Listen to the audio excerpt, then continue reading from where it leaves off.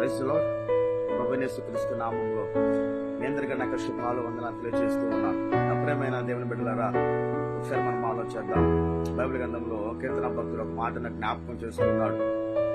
147వ కీర్తన 3వ వచనం జ్ఞాపకం చేసుకున్నాం. అక్కడ రాయబడిన మాట, గుండె చెదరిన వారిని ఆయన బాగు చేయవాడు, వారి గాయములు కట్టువాడు. గుండె చెదరిన వారిని మరి యేసుక్రీస్తు ప్రభువు వారు బాగు చేసే దేవుడుగా ఉంటున్నాడు. వారి గాయములను ఆయన కట్టువాడుగా ఉంటున్నాడు. చెదిరిన జీవితాలను, నలిగిన జీవితాలను మరి లోకంలో ఎవరు కూడా బాగు చేయలేరు, కానీ ఒకే ఒక వ్యక్తి బాగు చేయగలిగింది. ఎందుకంటే ఆయనే నిన్ను నన్ను నిర్మించిన దేవుడు. ఆయనే మనలను భూమి మీదకి తీసుకుని వచ్చినటువంటి దేవత దేవుడు. ఆయన ఎవరో తెలుసా? ఆయనే ప్రభు అయిన యేసుక్రీస్తు ప్రభుల వారు.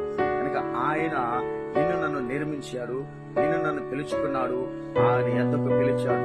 పిలిచిన దేవుడు నమ్మదగినటువంటి దేవుడు అండి. అందుకని అంటున్నాడు కీర్తన భక్తుడు, గుండె చెదరిన వారిని ఆయన బాగు చేయవాడు. అవును, గుండె చెదరిన వారిని బాగు చేసే దేవుడు అండి.